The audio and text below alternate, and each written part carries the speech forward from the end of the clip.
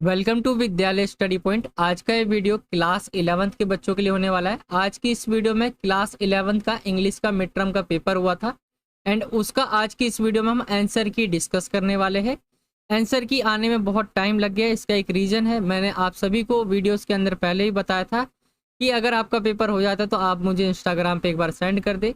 किसी भी बच्चे ने सेंड नहीं किया, इस वजह से पेपर्स में बहुत लेट हो गया।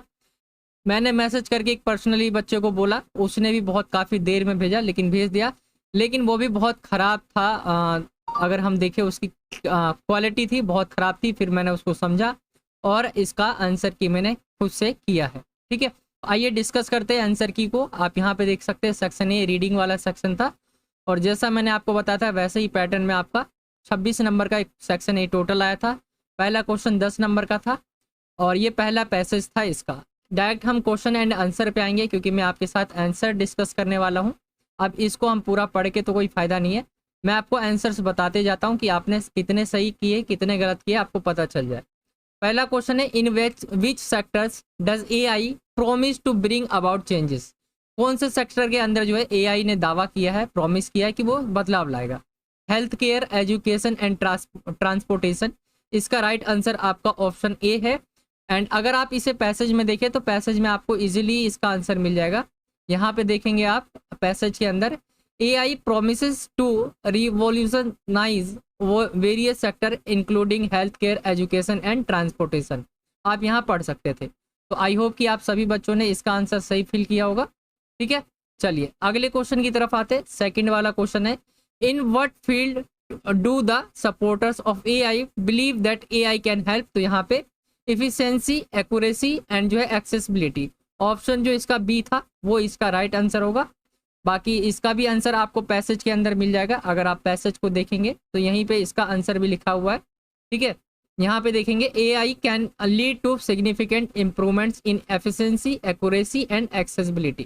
ठीक है, तो इसका आंसर आपको मिल गया यहाँ पे। चलिए अगले क्वेश्चन की तरफ आते हैं। अगला क्वेश्चन है थर्ड वाला। इसके अंदर पूछा गया था, how can AI algorithm benefit the health care sector. कैसे जो है एआई का जो एल्गोरिदम है वो हेल्प कर सकता है, बेनिफिट कर सकता है हेल्थ केयर सेक्टर के अंदर। तो by helping doctor analyse medical cases. Option B इसका राइट आंसर हो जाएगा। एंड इस सभी के आंसर्स आपको इजीली जो है पैसेज के अंदर मिल जा रहे हैं। आई होप कि आपने सभी ने सही निशान लगाया होगा। ठीक है, कि एक तरह से अगर हम एआई की बात करें तो किस तरह से मदद कर सकता है एल्गोरिदम। यहाँ पे देखेंगे AI algorithm can analyse vast amounts of medical data to diagnose diseases earlier and जो है मोर एक्यूटर जो है एक्यूरेटली। यहाँ पे अगर देखें बहुत अच्छे तरीके से उसको रीड कर पाता है, समझ पाता है। तो ये हो जाएगा। अगले क्वेश्चन की तरफ आते हैं। क्वेश्चन नंबर 4 पूछा गया था, what is the benefit of personalised learning system powered by AI in education. तो इसका आंसर आपका ऑप्शन सी आएगा, दे कैन इम्प्रूव एंड जो है educational content to help student. तो सी वाला इसका राइट आंसर है। आइए फिफ्थ वाले क्वेश्चन की तरफ आए। अब यहाँ पे जो आपने देखा शुरू के फोर्थ 4 तक क्वेश्चन, मैंने आपके साथ ये चीज़ें पहले भी डिस्कस करी थी कि एमसीक्यू टाइप भी आ सकता है और वैसे लिखने वाला भी आपसे पूछा जा सकता है। तो यहाँ पे इन्होंने ऐसे पूछा है 5वां क्वेश्चन। एंड अभी तक ये 1-1 नंबर के ही है। लास्ट के जो 2 क्वेश्चन रहेंगे वो 2-2 नंबर के हैं। ये भी 1 नंबर का है। 7वां और 8वां 2-2 नंबर का है। तो विच इंडस्ट्रीज आर जो है particularly at risk of job displacement due to AI automation. AI automation के कारण कौन सी जो अगर हम इंडस्ट्री को देखें वो रिस्क में है जॉब के लिए। तो यहाँ पे industries like manufacturing and customer service are at high risk of job displacement due to AI जो है ऑटोमेशन। तो ये इसका राइट आंसर हो जाएगा। बाकी आप सभी ने पैसेज में से इसका आंसर कर लिया होगा। आई होप, मैं मान के चलता हूँ आपने इसे बहुत अच्छे तरीके से करा होगा, क्योंकि पैसेज को देखें तो ज़्यादा मुश्किल नहीं आया है, ईजी आपका पैसेज आया है। आप आसानी से जो है ढूंढ सकते हैं। देखिए इसका आंसर आप देखेंगे, द ऑटोमेशन ऑफ टास्क जो है traditionally perform by humans could lead to significant job losses particularly in industries like जो है मैन्युफैक्चरिंग एंड कस्टमर सर्विस। तो ये आप इसका आंसर लिखेंगे। चलिए अगले क्वेश्चन की तरफ हम बढ़ते हैं। क्वेश्चन नंबर है 6 एंड इसके अंदर पूछा गया था, what is a critical issue concerning the जो है अकाउंटेबिलिटी ऑफ एआई सिस्टम। तो यहाँ पे आप इसका आंसर पढ़ सकते हैं, the critical issue is determining who is responsible for the action taken by AI system such as when a auto जो है autonomous vehicles causes an accident. ठीक है, तो ये इसका राइट आंसर हो जाएगा। आप इसका आंसर भी आपने पैसेज में से देख के लिख लिया होगा। इसका आंसर भी आपको पैसेज में देखकर आसानी से मिल जाएगा। यहाँ पे देखिए ये लिखा हुआ है इसका आंसर, आप यहाँ पे पढ़ सकते हैं। चलिए अगले क्वेश्चन की तरफ आते हैं। क्वेश्चन नंबर 7वां है क्वेश्चन नंबर 7वां है what are two sector that जो है प्रोपोनेंट्स बिलीव एआई कैन जो है रिवोल्यूशनाइज एंड हाउ। तो यहाँ पे हेल्थ केयर और एजुकेशन के अंदर जो है ये बहुत अच्छा कर सकता है। AI can analyse vast amounts of medical data for early and accurate disease diagnosis. Education के अंदर की बात करें हम, AI powered personalised learning system can tailor content to individual student need improving learning outcomes. तो ये आप यहाँ पे एक्सप्लेन कर सकते हैं। ये 2-2 नंबर का है, 7वां आपका 2 नंबर का है और 8वां क्वेश्चन आपका 2 नंबर का रहेगा। तो आइए 8वें क्वेश्चन को देखें हम। How can we maximise AI benefits. तो आप किस तरह जो है मैक्सिमाइज कर सकते हैं एआई जो बेनिफिट्स है उसको। तो बाय फॉस्टरिंग कोलैबोरेशन अमंग जो है टेक्नोलॉजिस्ट जो है एथिक्स पॉलिसी मेकर हो गया and the public and through open dialogue and जो है प्रोएक्टिव रेगुलेशन। ये आप इसका आंसर कुछ इस तरह से हो जाएगा। तो आई होप कि आप सभी ने 8 के 8 क्वेश्चन सही किए होंगे, क्योंकि ये बहुत इजी क्वेश्चन मुझे लगे और आसानी से ही मिल जा रहे हैं। और अभी तक मैंने इसकी प्रैक्टिस पहले से नहीं कर रखी है कि मैं आपको पहले से आंसर जो है मैंने वो कर रखा है। मैंने जो है इसको सिर्फ एक बार पढ़ा है और तुरंत मैंने लगा दिया था निशान। यहाँ पे आप जो बोल्ड देख रहे हैं ये मैंने एक ही बार पढ़ते ही, मतलब एक बार जो आप पढ़ते ना उसी में मैंने निशान लगा दिया था। मैंने डिटेल में नहीं पढ़ा इसको, लेकिन यहाँ से मैं आपको पढ़ के दिखा रहा हूँ तो मुझे लग रहा है कि ये सारे ही सही है। ठीक है, चलिए अगले क्वेश्चन की तरफ आते। रीड द फॉलोइंग टेक्स्ट यहाँ पे बोला गया और ये 8 मार्क्स का आपका क्वेश्चन था। ये भी पैसेज वाला एक क्वेश्चन था, लेकिन ये डेटाबेस पैसेज था। अब देखिए पिक्चर की क्वालिटी इतनी खराब थी, यहाँ पे आप इमेज दिख रहे होंगे, कुछ भी नहीं दिख रहा है यहाँ पे। एंड मेरे को फिर भी इसे लगाना पड़ा क्योंकि जल्दी से जल्दी आपको आंसर की प्रोवाइड करवाना था। तो मैंने यहाँ पे सिर्फ आपको दिखाने के लिए लगा दिया कि कुछ इस तरह से आपका डेटा दिया हुआ था। बाकी मैं आंसर तो आपके साथ डिस्कस करूंगा ही। आप पैसेज को देख सकते हैं, कुछ इस तरह से आपका पैसेज था ये दूसरा क्वेश्चन का। एंड इसके हम डायरेक्ट क्वेश्चन एंड आंसर की तरफ आएंगे। तो यहाँ पे बोला गया पहला question, what is the preferred exercise type for the 26 and जो है 35 एज ग्रुप के बारे में बोला गया है कि कौन सा एक्सरसाइज जो है प्रेफर किया गया है 26 से 35 साल के लोगों के लिए। तो अगर हम देखें यहाँ पे आपको जाना है पैसेज के अंदर एंड यहाँ पे आपको इसका आंसर ढूंढना है। बाकी आपको जो डेटा दिया हुआ है इसके अकॉर्डिंग जो है आपको आंसर निकालना था। अगर मेरे को डेटा में, क्योंकि ये बिल्कुल साफ तो दिख नहीं रहा है कि क्या है, लेकिन यहाँ पे देखेंगे 25 से 35 लिखा हुआ है एंड यहाँ पे रनिंग की सलाह दी गई है। यहाँ पे कुछ हल्का हल्का दिख रहा है। ठीक है, तो कुछ इस तरह से एंड लिख सकते हैं आप यहाँ पे। ठीक है, यहाँ पे अगर पैसेज की बात करें तो इसके अंदर भी है 26 से 35 के लिए यहाँ पे बताया गया 65% of individuals favour running as age increase. तो रनिंग के लिए यहाँ पे बोला गया, राइट आंसर इसका रनिंग आएगा। दूसरे क्वेश्चन की तरफ आएंगे। दूसरा क्वेश्चन है which age group spend the most time जो है exercising weekly and how many hours do they spend. तो एज 18 से 25 तक की बात की गई है। जो ग्रुप है स्पेंड द मोस्ट टाइम जो है एवरेजिंग 5 आवर्स पर वीक।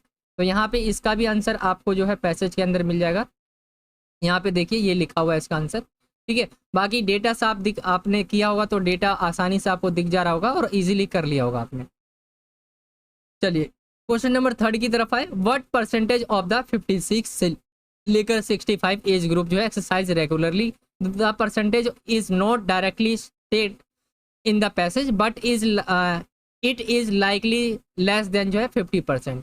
यहाँ पे बोला गया द परसेंटेज इज नॉट जो है directly state in the passage, but इसका अगर हम उसमें देखें जो डेटा दिया हुआ है इसके अकॉर्डिंग यहाँ पे बताया जाता है। इसका राइट आंसर निकल कर आ जाएगा आपका 50% से कम लोगों ने जो है ये चीज़ करी है।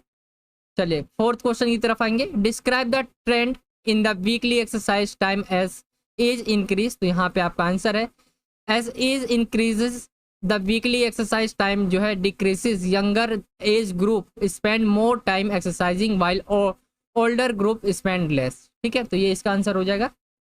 एंड 5वां क्वेश्चन है इसका, why might older age group prefer less intense form of exercise, तो यहाँ पे due to physical limitation and lifestyle changes older age group में prefer less intense exercise like walking और योगा। ये इसका राइट आंसर हो जाएगा। चलिए, ये वाला तो वो वाला आपका पार्ट था जिसके अंदर आपको पूरा लिख के बताना था, लेकिन इसमें एमसीक्यू वाला भी क्वेश्चन था, कुछ इस तरह से बी बना के पूछा गया था। एंड यहाँ पे बोला गया in which age group less than 50% of people exercise regularly. तो यहाँ पे देखिए in which age group less than 50% की बात की गई है। तो अभी आपने देखा ओल्डर जो लोग थे 56 से लेकर 65 तक का, ये इसका राइट आंसर निकल कर आ जाएगा। सेकेंड क्वेश्चन की तरफ आएंगे, which word in passage is closest in meaning to जो है क्रेडिटेड टू। यहाँ पे अगर देखें तो ऑप्शन डी इसका राइट आंसर आ जाएगा, एट्रीब्यूट।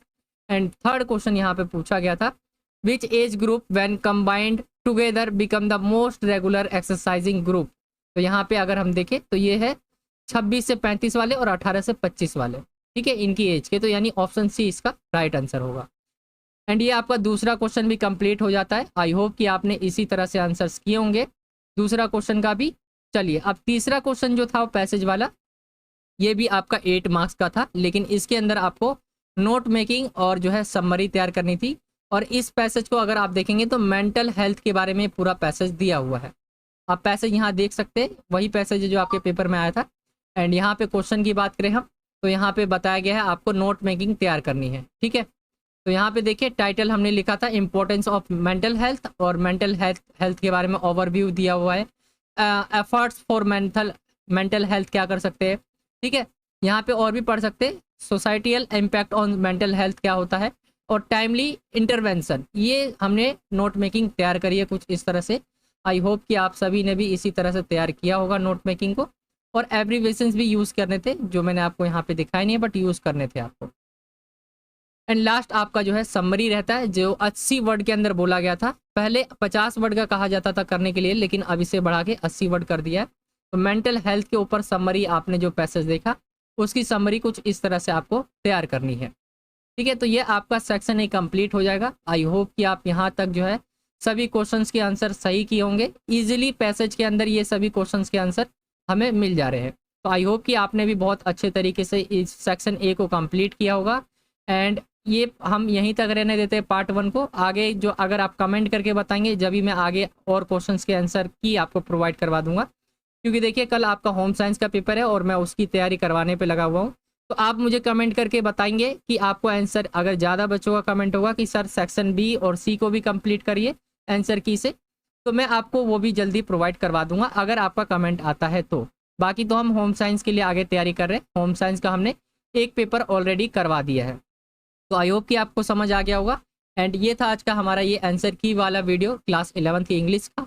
आई होप कि आप सभी को वीडियो अच्छा लगा होगा एंड आप सभी ने आंसर सही तरीके से लिखे होंगे। यही था आज का वीडियो। बाकी आप चैनल पे नए हो तो नीचे आपको एक सब्सक्राइब का बॉक्स दिखेगा, जहाँ सब्सक्राइब लिखा होगा। आप जस्ट उस पर क्लिक करके बेल आइकन को ऑल पे सेलेक्ट कर लेंगे, तो इससे होगा क्या, जब भी हम कोई नई वीडियो डालेंगे तो आप तक नोटिफिकेशन पहुँच जाया करेगी। बाकी आप भाई एक बार जो इवनिंग शिफ्ट के बच्चे हैं वो भी अपना पेपर जो है मुझे इंस्टाग्राम पे कर देना। मेरी इंस्टाग्राम आईडी है कृष्णा साहनी 08 करके, ठीक है। मैं लिख देता हूँ कृष्णा साहनी SAH साहनी 08, ये मेरी इंस्टाग्राम आईडी है। अगर आपको कोई भी डाउट होता तो आप मुझसे यहाँ भी पूछ सकते। और एक बार इवनिंग शिफ्ट के जो बच्चे हैं अपना इंग्लिश का पेपर जरूर सेंड कर दे। अगर उनके भी कमेंट्स आएंगे तो मैं उनके भी आंसर की आपको प्रोवाइड करवा दूंगा। बाकी चलिए मिलता हूँ आपसे अगली और एक्साइटिंग वीडियो में। जब तक के लिए जय हिंद, जय भारत, वंदे मातरम।